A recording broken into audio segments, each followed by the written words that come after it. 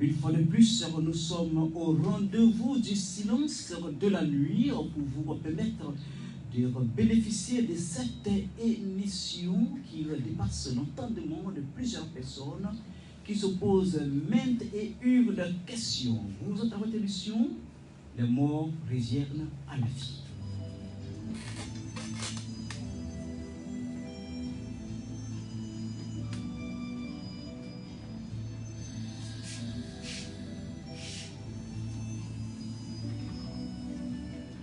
La pendule affiche qu'il est 19h passé de 5 minutes et c'est en ce moment précis à mes auditeurs que nous recevons pour la troisième fois dans ce studio celui la Merme qui dit que les morts reviennent à la vie, qui n'est plus à présenter, M. Paul Mousseau. Bonsoir. Salut, Prince. Alors aujourd'hui, une fois de plus, nous sommes au rendez-vous de cette émission. Vous allez nous dire, vous allez nous expliquer comment est-ce que les morts reviennent à la vie. Certes, vous avez déjà expliqué, sûrement qu'il y a des auditeurs, de nouveaux auditeurs, qui n'ont pas eu l'occasion de vous écouter et pour la première fois vont vous écouter. Les morts reviennent à la vie. Je salue les auditeurs. Effectivement, moi, Paul Mousseau, j'ai donné corps et vie à tous les êtres qui ont perdu leur corps un temps soit peu. Et j'ai ordonné qu'ils aient le corps pour les venir à la vie. Effectivement, c'est chose faite. Ils sont déjà là. Mais seulement qu'il faudrait que je sensibilise le peuple ivoirien. Afin que lorsque les choses vont se faire, qu'il n'y ait pas de trouble. Et que les hommes sachent véritablement que c'est leurs parents qui ont vécu avec eux dans un moment bien donné, qui sont partis et qui reviennent. Et ce qui est intéressant dans ça, c'est que ce n'est pas que les hommes seulement qui reviennent à la vie, c'est tout ce qui a eu naissance sur la terre. C'est tout qui revient à la vie pour harmoniser la vie, pour permettre l'humanisme et l'humanité. C'est pourquoi j'ai fait ce travail pour le bonheur des hommes. Et comment est-ce que vous avez fait ce travail, M. Paul Mousseau? Oui, effectivement, ce travail, je l'ai fait. Aujourd'hui, je suis à ma dernière année depuis. Ça fait 20 ans maintenant. À 20 ans que vous êtes en train de faire ce travail? Oui, 20 ans que je suis en train de faire ce travail. Oui. Et c'est fini, j'ai fini de faire. C'est parce que j'ai fini de faire que je suis en train de parler de ça maintenant. Comment je l'ai fait? Je suis né comme tout le monde. J'ai une mère, j'ai un père. Et ce qui s'est passé dans ma vie, c'est que moi, mon corps a été épousé. Ou, je peux dire, mon corps est épousé à l'être suprême. Parce que longtemps, l'être suprême cherchait un corps pour pouvoir se matérialiser, pour pouvoir faire ce qu'il faut. Et il a trouvé mon corps. Je ne suis pas la seule personne. Non. Il y a eu des personnes, il y a eu des hommes qui ont eu cette chance-là aussi. Mais malheureusement, ils n'ont pas su faire la différence entre la pratique des hommes et l'être suprême. Au fait, l'être suprême, ce n'est pas un agit. C'est qu'il ne se matérialise pas en l'homme pour agiter l'homme. Il ne matérialise pas en l'homme pour pouvoir utiliser l'homme comme on le voit dans des pratiques de nos ancêtres. C'est-à-dire, tomber en transe, avoir des visions, faire des pratiques, c'est-à-dire quoi? Être en contact avec des esprits, prendre des feuilles ou prendre des choses pour mélanger, pour pouvoir guérir les gens, ce ne sont pas les œuvres de l'être humain, de l'être suprême. Ça, c'est carrément la divinité. C'est ça qui est la divinité. C'est ce que les hommes appellent Dieu. La divinité, c'est ça que les hommes appellent Dieu. Pourquoi les hommes appellent Dieu? Quand l'esprit, ils disent que c'est l'esprit, quand l'esprit est en toi, tu trembles, tu peux dire des paroles, tu peux dire l'avenir des hommes, tu peux dire telle chose, telle chose, tu peux même dire des choses que l'homme pense que c'est la vérité. Or, c'est faux. On appelle ça le charlatanisme. Les hommes charlantent. Les hommes prédisent l'avenir. Mais dans tout ce qu'ils font, ils ont attribué ça à quelque chose qu'on appelle Dieu. Or, en réalité, ce quelque chose qu'on appelle Dieu, c'est un voleur. C'est un voleur. C'est un rusé. C'est un menteur. Que moi j'appelle le génie. Parce que le génie n'a jamais été fidèle à l'homme. Tu vas beau servir le génie va te trahir. Pourquoi le génie trahit? Le génie trahit parce que le génie ne connaît pas. C'est-à-dire que c'est l'homme qui va vers le génie. C'est l'homme qui est allé toujours vers le génie pour lui donner des présents. Et lorsque l'homme donne le présent au génie, c'est par rapport à ça que le génie aussi manifeste sa bonté. S'il y a une autre personne qui vient lui donner plus que ce que tu as donné, le génie s'attache à lui. C'est pourquoi, lorsque les Blancs sont entrés en Afrique, les Blancs ont réussi, parce qu'ils sont venus avec les moyens. Donc, lorsqu'ils ont demandé à nos aïeuls, comment vous faites ceci, comment vous faites cela, quand nos aïeuls leur a expliqué comment ça fonctionne, eux, ils ont donné plus qu'eux.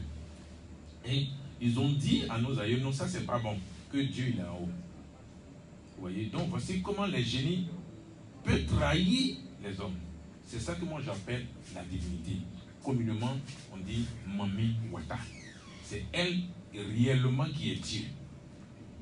Mais je peux déjà vous poser la question, c'est depuis quel âge que vous avez été épousé par l'être suprême? Depuis mon enfance. Votre enfance. Depuis mon enfance, c'est bien. C'est une bonne question. Vous voyez, l'être n'agite pas. C'est qu'il n'agite pas, il ne donne pas la tremblote. Quand il est en toi, il ne donne pas la tremblote. Mais tu es intelligent. Tu comprends toutes choses. Tu sais toutes choses. Donc voici la différence entre l'être et ce que les gens appellent Dieu. Le génie, quand il est en toi, il te fait trembler. Tu tombes en transe. Et tu prends des poudres, tu prends des œufs, tu prends le sang, tu prends tout ce que l'homme peut prendre pour faire des choses. Or, quand l'être est en toi, il te donne la sagesse. C'est-à-dire que tout ce que tu vois, tu sais comment les choses sont faites. Donc c'est depuis mon enfance que j'ai eu cette occasion d'être matérialisé. Et depuis que je suis matérialisé, j'ai été toujours différent des hommes. C'est-à-dire que ce que vous aimez, ce n'est pas ce que moi je haïs. Je me suis toujours mis à l'écart. Je ne fais pas comme les hommes. Je ne fais pas ce qu'on dit, je veux ressembler à un tel. Je veux avoir un tel comportement. Je me suis toujours mis à l'écart. Et c'est à l'âge de 39 ans que j'ai véritablement marqué mon empreinte. J'ai commencé véritablement le travail. Pourquoi je suis né. C'est ça. Donc voici comment les choses ont commencé. Et j'ai commencé à faire des choses. Et au fur et à mesure, les choses étaient tellement pratiques devant moi que j'ai commencé maintenant à m'organiser jusqu'à ce qu'aujourd'hui, je puisse toucher la réalité des choses, donner corps aux êtres qui sont morts. Je vais clarifier certaines choses. En fait, l'homme n'a jamais eu d'esprit. Peut-être que ceux qui m'écoutent aujourd'hui ne m'ont jamais écouté. Donc c'est pour eux que je dis, l'homme n'est pas esprit, l'homme n'a pas d'esprit. L'homme a un être. Et c'est l'être là qui est en nous, qui nous parle souvent, mais on n'est pas conscient de l'écouter. Et comme la religion est venue s'installer, la religion que les Européens ont envoyée, et les pratiques que nos parents ont eues, il y a eu un mélange entre la pratique de nos parents et la religion de l'Occident. Donc les deux se sont mis ensemble, se sont mariés. Ils ont fait une fusion. Ils ont fait une fusion. Ils ne se sont pas épousés. Ils ont fait une fusion. Voilà pourquoi aujourd'hui, vous voyez que nos parents font toujours des libations. Malgré qu'ils font toujours des libations, ils vont aussi à l'église. Et aujourd'hui, c'est nous les Noirs qui avons pris maintenant l'église comme une réalité. Les Blancs ont laissé l'église, c'est les Noirs maintenant. tu vas voir que à chaque 2 coups, il y a une église. À chaque 2 coups, il y a une église et mosquée. Donc la purification de l'église, tout le monde, je disais avec quelqu'un, que l'église, c'est une grande industrie. L'église aujourd'hui, l'église et la mosquée, c'est une grande industrie qui n'enrichit pas les fidèles, qui enrichit les pasteurs. Parce que c'est les pasteurs qui ont les grandes voitures. C'est les pasteurs qui s'habillent bien. C'est les pasteurs qui sont vénérés. Et les fidèles, ils sont devenus bancals. À force de marcher, leurs chaussures là s'usent et ils deviennent bancals. Ok, amis auditeurs, vous êtes à votre émission. Les morts reviennent à la vie de l'autre côté de la baie vitrée. Il s'appelle Serge Mangar-Lumignon, celui qui possède la destinité digitale, qui pilote cette émission. Et nous sommes toujours avec notre invité du jour, M. Paul Mousseau, qui nous dit que les morts reviennent à la vie. À la vie.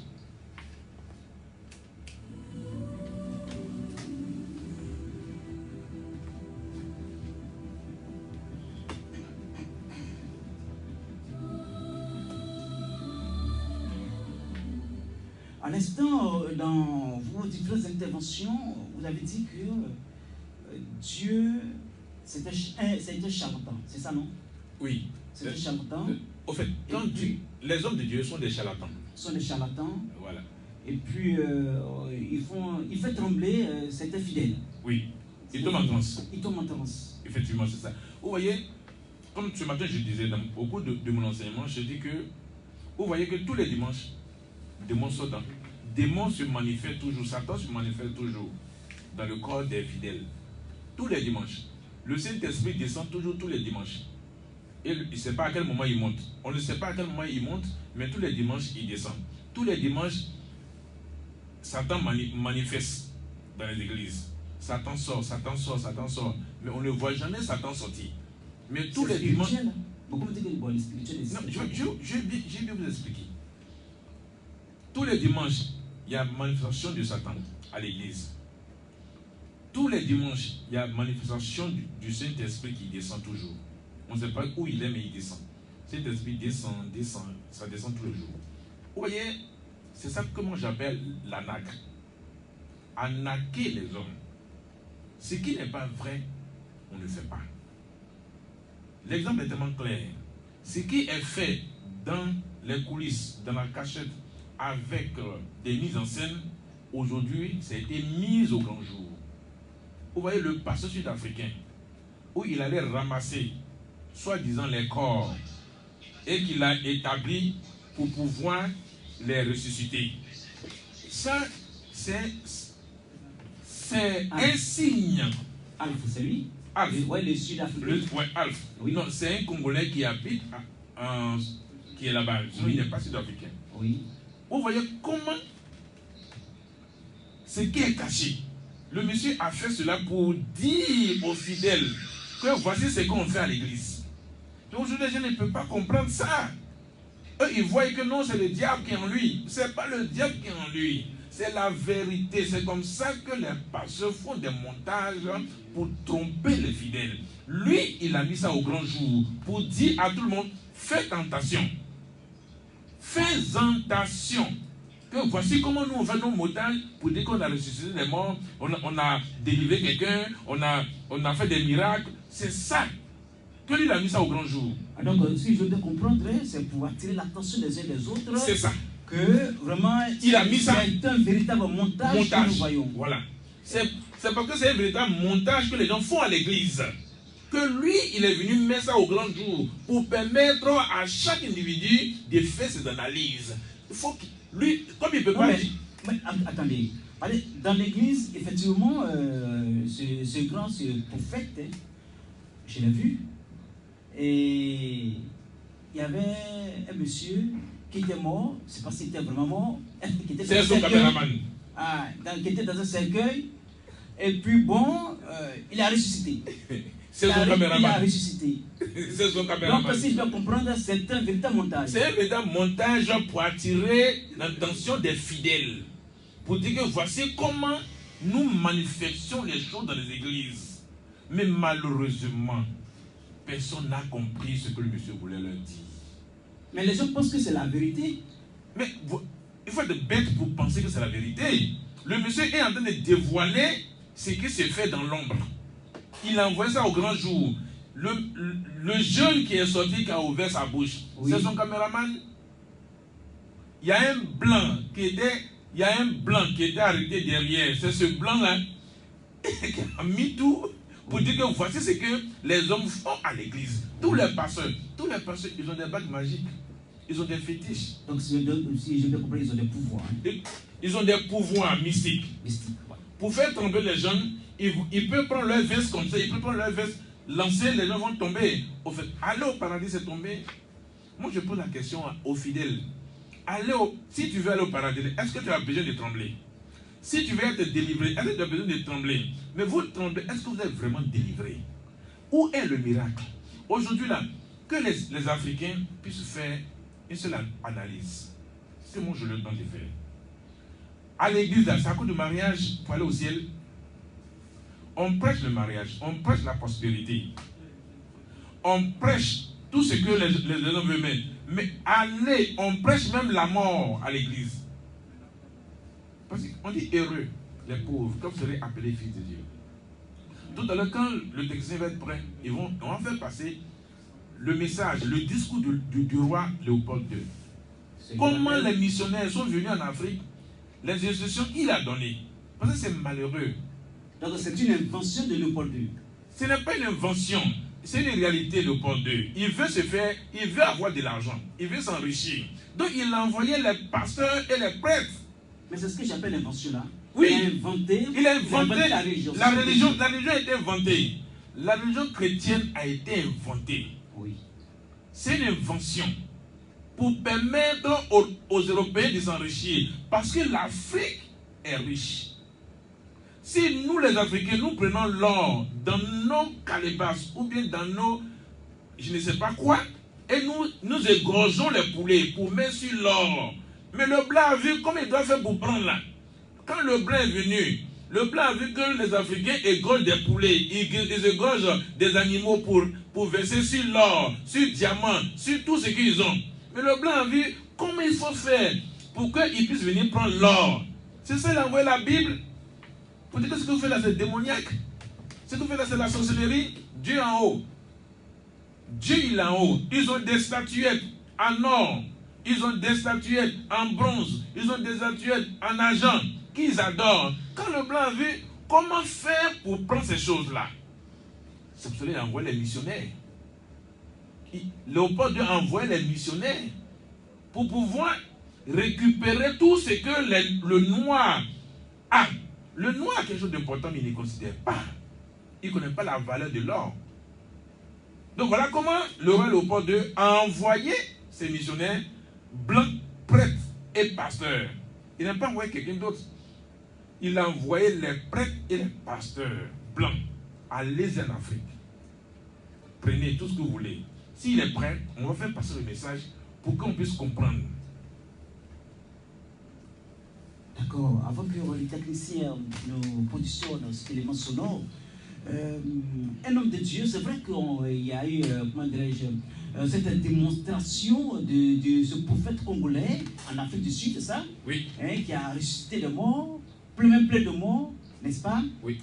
Mais ma petite expérience m'a dit qu'il y a également des hommes de Dieu qui ont ressuscité des gens qui sont morts. À part ce montage de ce... Il n'y en a pas. Il n'y en a pas. Il n'y en a pas. Un homme ne peut pas ressusciter un mort. Je suis désolé. Un homme ne peut pas ressusciter. Un homme ne peut pas ressusciter. Si quelqu'un qui est dans le coma, quelqu'un peut être dans le coma, et puis faire le montage pour qu'il puisse revenir. Quelqu'un qui est mort, enterré, pourri, ne peut pas revenir à la vie. Le miracle n'existe pas. Comme aujourd'hui, Paul Mousseau, j'ai donné corps aux êtres qui sont morts pour revenir à la vie. Qu'est-ce que j'ai fait? C'est un nouveau corps que j'ai donné. Ce n'est pas leur corps pourri. Non. C'est un nouveau corps qui n'est pas le corps que vous avez. Mais comment se présente ce corps, s'il vous plaît? Non, c'est à leur sortie. À leur sortie. Que vous allez examiner ce corps. Mais là, Moi, je n'imagine rien. À quel moment est-ce que nous allons voir ce corps? Nous sommes dedans. Ah, d'accord. C'est parce que nous sommes dedans que je parle. Oui. Je dis bien, ça fait 20 années que je suis dedans. Je suis travaillé. Oui. Et c'est la dernière année. Ah, c'est la dernière année. C'est la dernière année. Oui. Et je suis en train de dire ce que j'ai fait. Oui. Parce que ce qui arrive, pas que ce qui arrive, ce qui est là, c'est pour enlever la voile qui les sépare de l'homme, c'est tout. Mais comme... Mais excusez-moi, mais qui va enlever cette voile? C'est Paul Mousseau. Comme ce n'est pas du jeu, ce n'est pas de l'amusement, ce n'est pas aller au stade jouer ballon, ou bien ce n'est pas aller dans un maquis danser ou bien boire. C'est un truc horrible. Je dis cela. Je vais vous dire la vérité aujourd'hui. Quand je dis c'est horrible, tu vas voir quelqu'un de 5 mètres, tu fais quoi? Un homme de 5 mètres. Un homme de 5 mètres, tu fais quoi? Il est un géant. Un homme de 10 mètres, tu fais quoi? Tu vas faire quoi? Si je ne préviens pas, ça serait effrayant. Donc il faudrait que je prévienne. Il faudrait que je prévienne. Et encore, ce n'est pas que les hommes seulement qui arrivent. C'est tout. Il faudrait que je fasse un travail pour faire disparaître tous les sorciers. Il faudrait que je fasse un travail pour que tous les hommes qui sont malades, que je puisse les reconstituer. Il faudrait que je fasse un travail pour équilibrer la pesanteur. Donc tout à l'heure, vous avez dit que tous ceux qui sont malades, il faut que vous fassiez un travail. J'ai déjà fait le travail. Oui, vous avez fait le travail. J'ai déjà fait le travail. Vous partez dans les hôpitaux? Non. Paul Mousseau ne se promène pas dans les hôpitaux. Non, je suis désolé. Il allait faire quoi dans les hôpitaux? Je suis chez moi, j'ai déjà fait le travail. Spirituellement. C'est pas spirituellement. Je ne suis pas un homme spirituel. Je suis un être. Je suis l'être suprême. Oui. Je ne suis pas en train de trembler pour faire ce que j'ai à faire. Oui. Ok? Moi, j'ai déjà fait le travail. J'ai reconstitué les corps. Dans peu de temps, vous allez voir que les hôpitaux vont se vider. Il n'y aura plus de malades dans les hôpitaux. Vous allez constater qu'il n'y aura plus de morts. Ça, je vous dis ça clairement. Vous allez constater dans ces jours-ci là que personne ne va connaître la mort. Vous allez constater que dans ces jours-ci, que tous ceux qui sont malades vont être... Non, ce n'est pas la guérison. Moi, je ne fais pas la guérison. Je ne suis pas un guérisseur. Tous ceux qui sont malades, leur corps va se reconstituer. Il faut que ce soit clair. Moi, ce sont mes propos que j'utilise. Oui. C'est la reconstitution du corps ou la régénération du corps. Le corps physique que vous avez, ça va être régénéré ou ça va être reconstitué. C'est le travail que l'être suprême fait. L'être suprême ne fait pas de miracle, ne guérit pas, mais il enlève, c'est quoi? Là, les hommes sachent. Tu m'as posé la question, comment je fais? Mais si tu ne connais pas le problème de l'homme, comment tu peux enlever ce qui est en lui? Moi, je connais le problème de l'homme. Lorsque la grossesse est conçue, écoutez bien, lorsque la grossesse est conçue, les premières semaines de la grossesse, c'est-à-dire que deuxième semaine, troisième semaine, quatrième semaine de la grossesse, la divinité se précipite et il prend la grossesse. Voilà pourquoi c'est dangereux. Quand une femme a 3 semaines de grossesse, ou bien à 4 semaines de grossesse, ou à 6 semaines de grossesse, qui va faire les visites prénatales, c'est dangereux. Bon, expliquez. Parce que la divinité prend les fœtus. Voilà pourquoi c'est écrit dans la Bible que je te connaissais lorsque tu étais dans le sein de ta mère. C'est un problème que toutes les femmes ont. Et encore, ce qui est grave, lorsque tu constates que tu le fais, les gens seront consultés. Lorsqu'on est enceinte, on va consulter. C'est grave. Et les feuilles que les femmes prennent pour se puriger, c'est grave. C'est des choses qui ne sont même pas bien. Pourquoi? Parce que ça vient des génies. Les plantes là? Oui, ça vient des génies. Les femmes qui vous donnent ces plantes-là, est-ce que vous savez le sacrifice ou bien ce qu'ils donnent pour prendre ces plantes-là? Si je bien compris, lorsque vous étiez encore dans le ventre de votre mère, elle n'a pas eu à faire ces pratiques? Pas du tout. Et qu'est-ce que vous lui faites dire? Pas du tout. Ce qui me fait dire, mais si aujourd'hui, moi je suis en train de faire ce travail-là. Ça prouve. embryon dans votre Mais si aujourd'hui, oui, si aujourd'hui, moi, Paul Mousseau, j'ai dit que j'amène tout ce qui est habité, tous les hommes de la terre sont habités. Voilà pourquoi on dit tout le monde. Moi, je dis tous les hommes. Mais vous, votre langage, vous dites que tout le monde. Quand vous mettez, vous dites que tout le monde est enfant de Dieu. Tout le monde est habité. Tout le monde, moment organisé normalement pour détruire les. Mais moi, dans mon langage, je dis tous les hommes. Quand moi je dis tous les hommes, je vous enlève dans le monde. Je vais vous enlever dans le monde. Je ne suis pas dans le monde. Le monde ne m'appartient pas. Je suis désolé, il faudrait que je dise la vérité aux hommes qui sont dans le monde. L'homme qui est dans le monde ne comprend jamais ce que moi je dis. Il faut sortir du monde pour comprendre ce que moi je dis. Moi je ne suis pas du monde. C'est pourquoi j'ai eu cette chance-là. Je vais dire cette chance-là.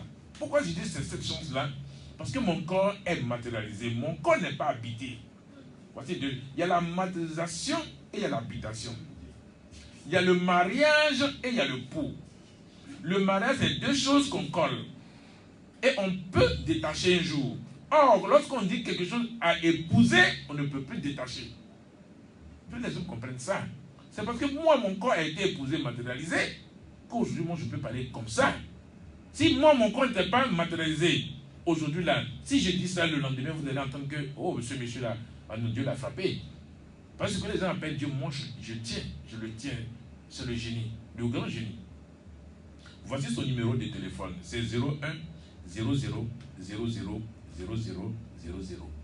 C'est ça que les hommes de ce monde-là, les hommes, les grands de ce monde-là, c'est ce numéro-là qu'ils prennent pour appeler la divinité. Et la divinité leur donne le rendez-vous pour qu'ils puissent apporter le sang des hommes pour faire les sacrifices. Et 01 00 00 00. C'est le numéro. Aujourd'hui, ce numéro-là ne fonctionne plus. Parce que moi, j'ai brouillé le réseau. Ça ne fonctionne plus. Tous ceux qui font ces sacrifices-là aujourd'hui, ils prennent les sacrifices en déposé. Elle ne vient plus prendre. S'il dit elle, c'est la divinité. Les petits génies qui sont dans les cours d'eau, qui sont dans les marigots, dans les bois sacrés, aujourd'hui, ces génies-là n'ont plus de force. Les sorciers qui tuent aujourd'hui, ces sorciers-là aussi, je les ai désactivés. Aucun sorcier n'a le pouvoir. Aucun féticheur n'a le pouvoir. Aucun pasteur n'a le pouvoir. Aujourd'hui, si les pasteurs prient et puis les gens tombent en train, c'est faux, ce sont des montages. Le génie ne peut plus faire trembler les gens. Aujourd'hui où je vous parle. Pourquoi? Parce que j'ai bouclé. J'ai fini le travail. Donc je suis fier aujourd'hui de parler de ça. Que vous allez constater qu'il n'y aura plus l'homme qui va mourir. Vous allez constater qu'il n'y aura plus de maladies. Tous ceux qui sont malades, Paul Mousseau a ordonné la reconstitution de leur corps ou la régénération de leur corps. Ça c'est clair.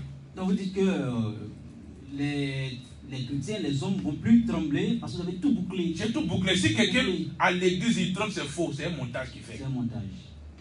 Les génies ne sont plus là. Les génies ne sont plus avec les hommes. J'ai fait une séparation totale. J'ai séparé les génies des hommes. J'ai séparé le grand génie des hommes. J'ai séparé la sorcellerie qui habite l'homme. J'ai enlevé.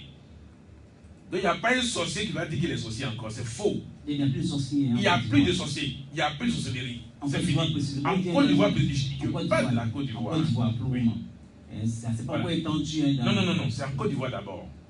C'est ce travail-là que j'ai fait.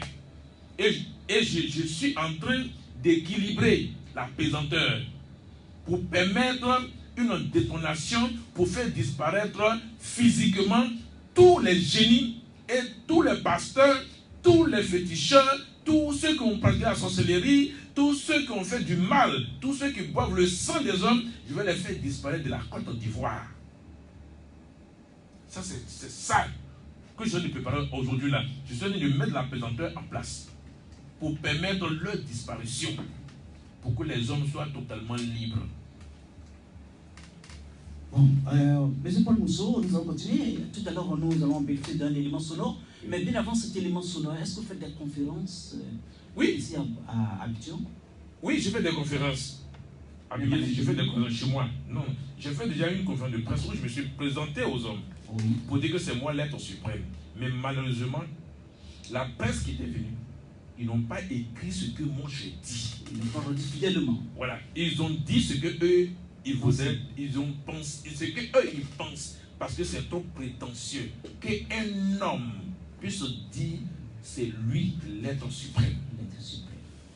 Donc nous allons revenir avec, avec Léopold. Oui. Qui a dit oui. Ouais, l'élément de Léopold II, le roi Léopold II, oui. Nous allons écouter pour que vous sachiez réellement comment le roi Léopold II a envoyé ses missionnaires prêtres et pasteurs. En Côte d'Ivoire. Et c'est parti. Non, en Afrique. En Afrique. En Afrique. Et c'est parti. On est tous calés sur Arc-en-Ciel. On est calés. Donc on est tous calés et on est tous collés sur Arc-en-Ciel. C'est ça, il était mis sans bleu. Et pasteur blanc dans cette patrie. Révérend père, pasteur et chers compatriotes. Soyez les bienvenus dans notre grande patrie du Congo belge. La tâche qui vous est confiée de remplir est très délicate et demande beaucoup de tact. Prêtres et pasteurs, vous venez certes pour évangéliser. Mais cette évangélisation s'inspire de notre grand principe, avant tout, les intérêts de la métropole. Le but essentiel de votre mission n'est point d'apprendre noir à connaître Dieu. Ils le connaissent déjà depuis leurs ancêtres. Ils prient et se soumettent à Nzambi Mpounou, je sache, et aussi à Nzambi Mawezi. Ils savent que tuer, voler, coucher avec la femme d'autrui, calomnier, insulter est mauvais. Ayons le courage de l'avouer, vous ne venez pas leur apprendre ce qu'ils savent déjà. Votre rôle est essentiellement de faciliter les administrateurs et les industriels, c'est-à-dire que vous interpréterez l'évangile de la façon qui sert le mieux vos intérêts dans cette partie du monde. Pour ce faire, vous veillerez entre autres à désintéresser nos sauvages noirs des richesses dont regorge leur sous-sol, afin d'éviter qu'ils s'y intéressent ou qu'ils nous fassent une concurrence meurtrière, rêvant un jour à nous déloger de cette partie avant que nous ne nous enrichissions. Votre connaissance de l'Évangile vous permettra de trouver des textes qui recommandent et qui font aimer la pauvreté.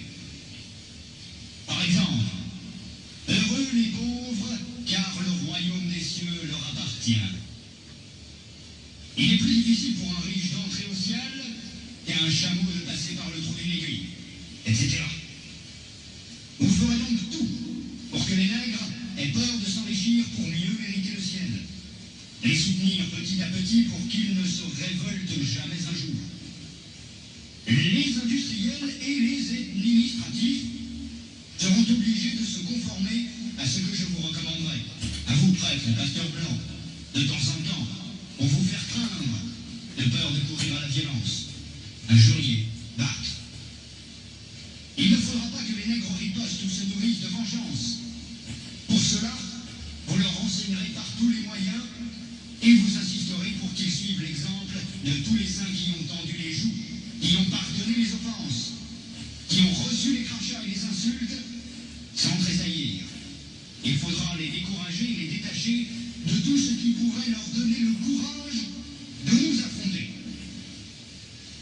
Je songe ici spécialement à leurs nombreuses fétiches de guerre qu'ils prétendent ne point abandonner.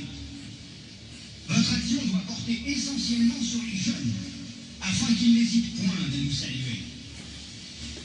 Quand le commandement du Père est en contradiction avec celui des missionnaires, qui sont les pères spirituels de leurs âmes, vous insisterez particulièrement sur la soumission et l'obéissance, même aveugle.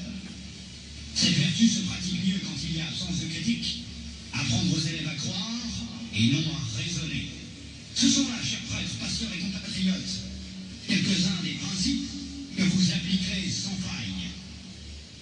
Vous en trouverez beaucoup d'autres dans les livres et textes qui vous seront remis à la fin de cette séance. Vous verrez donc ce que je recommanderais à vous, prêtres et pasteurs blancs. Évangélisez les Noirs jusqu'à la moelle des os, afin qu'ils ne se révoltent jamais contre les injustices que vous leur ferez subir. Faites-leur réciter chaque jour, heureux ceux qui pleurent, car le royaume des cieux leur appartient. Convertissez les Noirs au moyen des chicottes. Gardez leurs femmes à la mission pendant 9 mois, afin qu'elles travaillent pour vous. Courtisez-les s'il le faut. Et exigez ensuite à ces convertis qu'ils offrent en signe de reconnaissance des bonnes viandes, poules, coqs et œufs. Chaque fois que vous visitez leur village. Faites tout pour éviter que les Noirs ne deviennent riches. Pour ce faire, chantez-leur chaque jour qu'il est impossible à un homme riche d'entrer dans le royaume des cieux. Faites-leur payer une taxe chaque semaine à la messe de dimanche. Détournez cet argent prétendument destiné aux pauvres pour avoir des magasins importants là où vous êtes, paroisse, procure. Transformez vos missions ainsi en de gros centres commerciaux florissants et aidez légèrement les pauvres pour encourager l'autre blanc à investir régulièrement. Demandez aux Noirs de mourir de faim et vous autres vous mangerez 5 fois par jour. En plus, que vos ventres soient toujours pleins de bonnes choses et que vos bouches exhalent partout l'odeur des oignons. Instituez pour eux un système de confection qui fera de vous de bons détecteurs pour dénoncer tout noir à une prise de conscience pour la revendication de l'indépendance nationale. Enseignez une doctrine que vous ne mettrez pas en pratique et peut-être s'ils vous demandent pourquoi vous comportez-vous contrairement à ce que vous prêchez, répondez-leur, vous les Noirs, suivez ce que nous lisons et non ce que nous faisons. Et s'ils répliquent en disant qu'une foi sans œuvre est une foi morte, fâchez-vous en appliquant le fouet et répondez-leur, heureux ceux qui croient sans protester. Dites-leur que les statuettes que vous gardez chez vous sont l'œuvre de Satan. Confisquez-les et allez remplir vos musées ainsi que ceux de Ternérine au Vatican. Faites oublier aux Noirs leurs ancêtres afin qu'ils adorent les vôtres et ne les écouteront jamais, par exemple, les saintes, la Vierge Marie, Sainte Thérèse, Saint Martin. Faites-leur prier en les mettant à genoux comme punition et obligez-leur à réciter le chapelet 10 fois ou plus. Ne présentez jamais une chaise à un Noir qui vient vous voir. Ne l'invitez jamais. Donnez-lui tout au plus une cigarette. Ne l'invitez jamais à manger avec vous, même s'il égorge pour vous une poule ou un coq, chaque fois que vous arrivez chez lui. Bref, lorsque vous aurez accompli tout cela, notre pays, la Belgique, sera très riche, et c'est plus tard seulement, lorsque les Noirs auront compris que nous essayerons de les aider pour l'amour de Dieu, car on ne réveille pas un chat qui dort. Je vous en remercie vivement, le roi des Belges, Léopold.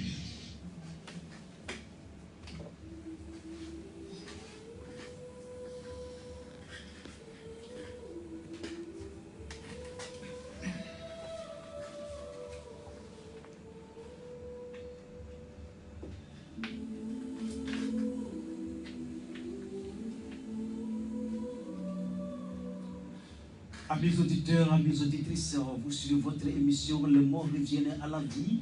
Tout à l'heure, vous venez d'entendre une voix. Alors, M. Paul Mousseau, la voix que nous venons d'entendre, est-ce la voix de Léopold II?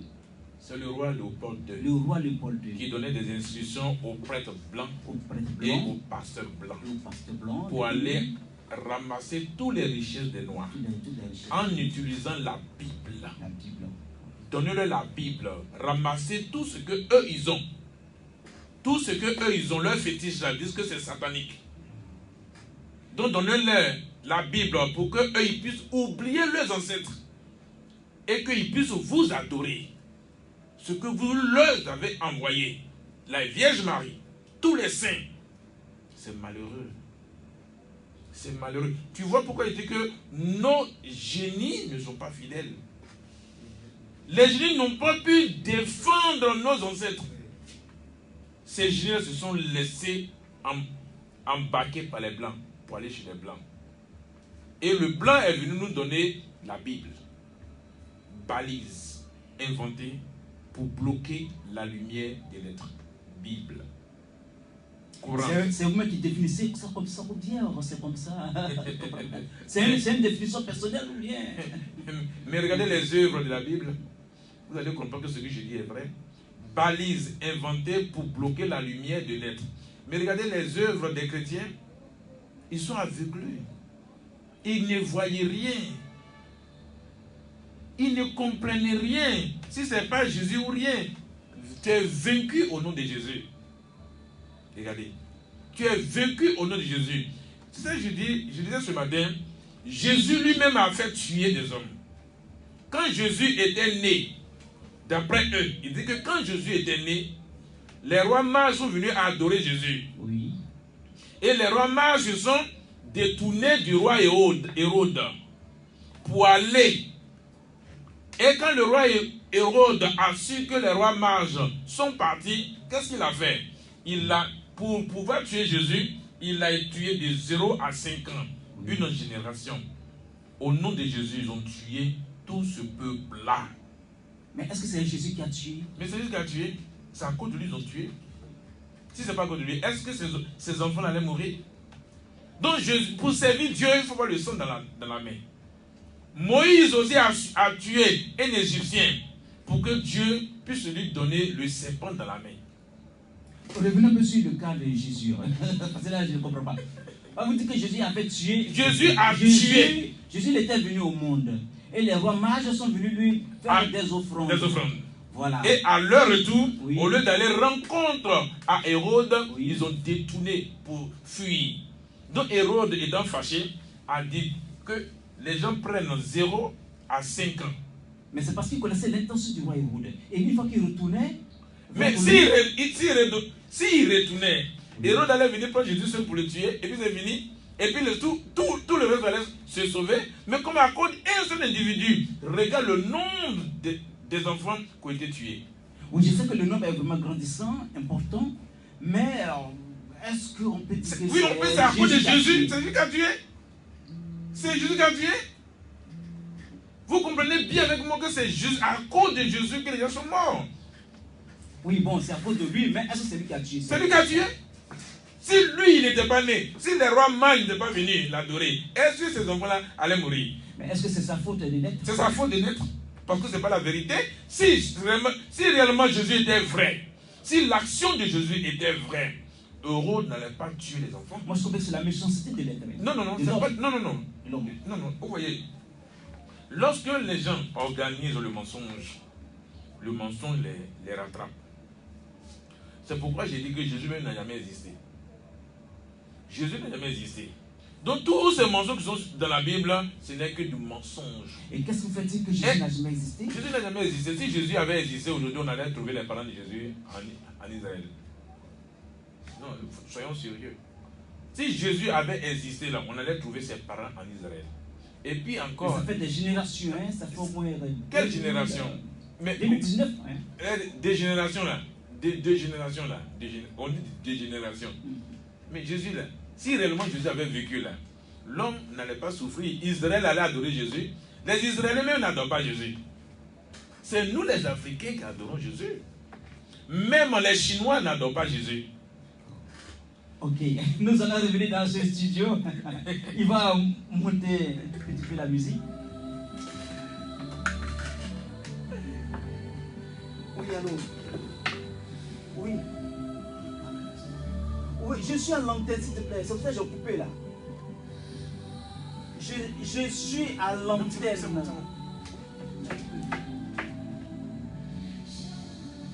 Je suis à l'antenne, C'est pour ça que j'ai coupé. Bon, j'ai fini à 20h. Je suis à l'antenne.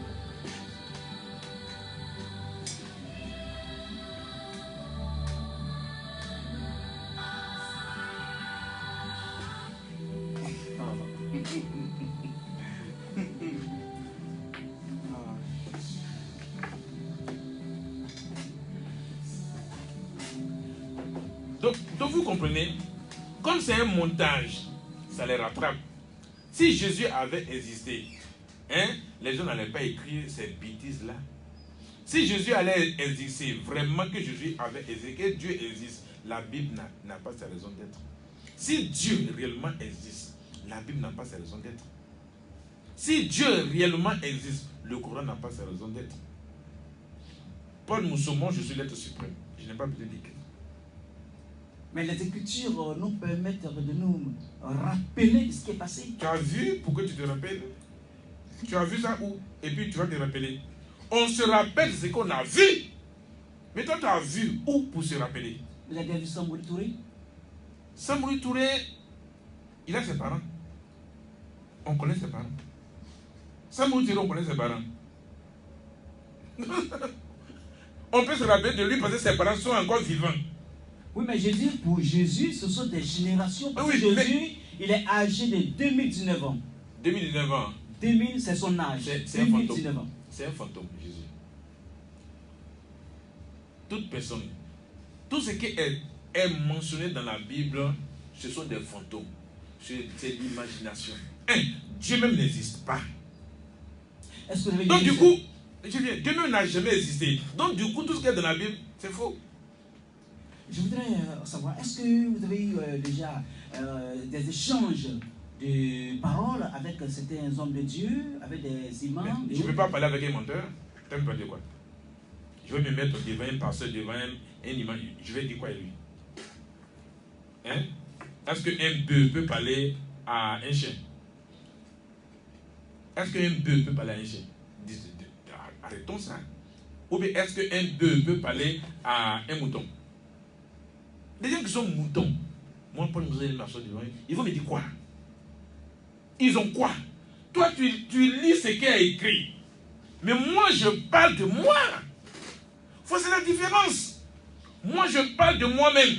J'ai dit Paul Mousseau, je. Mais eux, là, ils vont venir parler de qui? Dieu m'a dit. Il t'a dit quoi? Il est où? Et puis, c'est toi qui entends la parole de Dieu. C'est écrit. Il dit, mais c'est écrit là, c'est toi qui as écrit. Lorsque nous parlons, quand on veut parler, on parle de soi. Qu'est-ce que tu fais? Ou qu'est-ce que tu as déjà fait? Mais quelque chose que tu ne connais même pas. Comme tu le dis du sud. 2019 ans. Mais qui connaît Jésus? Mais moi, aujourd'hui, je peux te parler des hommes qui ont vécu. Aujourd'hui, moi, je peux te dire qu'il y a des hommes qui ont vécu, qui ont vécu sur la terre, qui ont la taille de 10 mètres, de 15 mètres. Excusez-moi, vous connaissez votre arrière-grand-père? Je connais mon arrière-grand-père. Pourquoi je connais mon arrière-grand-père? Je le ressens. Le fait que moi je sois là, je suis là, c'est mon arrière-grand-père qui est là. Qui est le représentant de Jésus sur la terre? Je pose la question parce que Jésus, vous savez, il y a très longtemps, il est né, donc pour pouvoir retrouver les traces. Doucement. C'est un peu compliqué. L'État Israël oui. a été installé par les Américains. Je pense bien que c'est en 47 ou bien en 46, je ne sais pas. L'État Israël. L'État Israël, ce sont les Américains qui les ont installés. À quel moment Jésus était en Israël? C'est la terre palestinienne. Non, soyons sérieux. C'est les Nations Unies, oui, appuyées par l'État américain, qui ont donné cette terre au peuple israélien. Non, soyons sérieux. En 47, vous dites, hein? Je n'ai pas la date, je n'ai pas la date exacte. Oui. Mais c'est dans les années 40. Dans les années 40. Mais attends, c'est quoi? Mais c'est en quelle année Jésus est né là-bas? Mais Jésus... Non, soyons sérieux. Oui, ça c'est vrai. En fait, ce que moi, j'ai fait la peine. Oui, mais tu poses des questions, moi je te réponds. Oui, parce que vous répondez très bien. C'est l'État américain et l'ONU qui ont installé ce peuple-là sur le territoire palestinien. Vous savez, pourquoi j'ai dit ça? Parce que c'est quand Jésus est né qu'on a commencé à compter les années et nous sommes arrivés en 2047 voilà. Et aujourd'hui nous sommes en 2019. Voilà. Donc je suppose que c'est après la naissance de Jésus qu'ils ont créé que l'État Israël. L'État Israël est créé dans les années 40. 40. Dans les années 40. Donc de notre ère. C'est-à-dire 40 ans après. Non, dans les années 40. Années 40. Années 40. Ils ont installé l'État israélien. Donc, depuis quand Jésus est né là-bas? Non, soyons sérieux. Au fait, l'impérialisme voulait gouverner la terre. D'accord. C'est eux qui ont élaboré ce système-là. Oui. Pour pouvoir dominer tous les hommes. il y a eu des peuples qui ont vécu sur cette terre. Les peuples sumériens, les peuples Tyr, l'Atlantide. Il y a eu ces peuples-là. Est-ce que la Bible parle d'eux? Non, soyons sérieux. Soyons sérieux. Prenons-nous au sérieux quand même. Donc avant 46, 47, cette terre était vierge. En Israël même, la terre n'est jamais été vierge. C'est le peuple palestinien qui habitait là. Ce sont les Américains qui sont venus imposer ce peuple-là sur le territoire palestinien. Il n'y a pas de territoire israélien là-bas.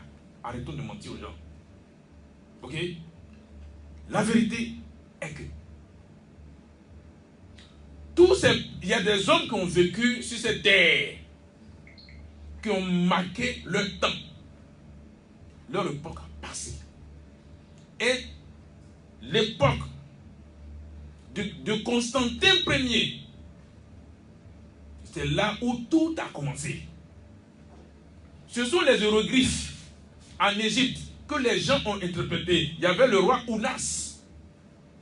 C'est le roi Ounas qui a parlé de la résurrection. Ce n'est pas Jésus, je suis désolé. Et aujourd'hui, les archéologues ont fouillé le désert. Ils n'ont jamais eu trace de vie dans le désert. Il n'y a jamais eu un peuple qui a vécu dans le désert. Attends. Les archéologues sont là. Toutes ces recherches sont là. Il n'y a jamais eu. Aujourd'hui, les gens ont fait des choses en Israël pour qu'il y ait du tourisme. Pour dire que Jésus a passé là. C'est faux. Donc, en un mot, cette histoire de religion a été une invention. C'est une invention. Non, ce n'est pas Léopold II qui a inventé ça. C'est Constantin Ier. C'est Constantin Ier. Mais tout à l'heure, l'élément que nous avons écouté, ça c'est Léopold qui a envoyé les missionnaires. Voilà. Sinon, l'église même, c'est Constantin Ier. Il y avait l'église, il y avait deux églises. Il y a l'église latine et puis l'église, je crois, romaine. Voici les deux églises. Vous voyez, ce sont les deux églises, l'église latine et puis l'église romaine. C'est eux qui ont fonctionné. Et c'est après qu'il y a eu la rébellion. La rébellion, ce qui a mené la rébellion? Luther. Luther a créé le protestantisme. C'était un moine prêtre. Et après, il y a eu les évangéliques. Mais c'est rébellion dans rébellion, la religion. Mais comment Dieu existe et puis quelqu'un va venir prendre un petit passage dans la Bible pour marcher nu-pied? Quelqu'un va prendre un petit passage de la Bible pour ne pas porter bout d'oreille. Quelqu'un va prendre une petite partie de la Bible pour attacher cheveux, pour attacher foulard. Avec cette chaleur-là, l'odeur même des cheveux. Aïe, on va où est ça? Et aujourd'hui, c'est nous les Africains, on fait l'apostologie de l'Église. On fait l'apostologie de l'islam. Où on voit les Noirs en train de discuter de la Bible. Non. La Bible dit, en Jean 1, Jean 3 dit, et en Deutéronome dit, attention là. Attention là, c'est quoi ça? Vous dites que les Blancs eux-mêmes qui ont inventé la Bible. Ils ont abandonné. Selon vos dires. Les Blancs ont abandonné la Bible depuis. Ils ont pris votre argent, ils ont pris votre or, ils ont pris tout, ils ont pas pris ça pour développer leur pays. Mais vous avez pris la Bible pour vous entretuer. Pour vous mentir, pour pratiquer la sorcellerie avec la Bible et le Coran. J'ai dit au peuple africain, au peuple ivoirien, arrêtez d'aller à l'église. Arrêtez de croire en Dieu. C'est la sorcellerie pure et simple. C'est l'imagination. L'imagination a créé l'imaginaire. L'imaginaire est devenu une réalité dans l'imagination. Tu vas aller où au ciel? Où le roi, c'est écrit dans la Bible, il serait difficile à un riche d'aller au ciel. Mais ce serait facile à un chameau de passer dans le trou d'une aiguille. Aïe, attends, entre nos chameaux peut passer dans le trou d'une aiguille. C'est parce que vous les noirs là, on vous interdit d'être riches. Que c'est bien pour vous d'aller au ciel. Vous allez vous envoler pour aller au ciel. Si aujourd'hui le blanc décide de tuer tous les Africains, on va venir tuer tous les Africains. C'est parce que moi, Paul Mousseau, je suis. C'est parce que lui, Paul Mousseau, il est, amis auditeurs, amis auditrices, à l'instant, nous avons reçu notre invité du jour qui nous a vraiment enrichi, qui nous a apporté beaucoup de choses, ces choses-là qui ont apporté assez de culture à notre bien-être. Merci beaucoup, Paul Mousseau.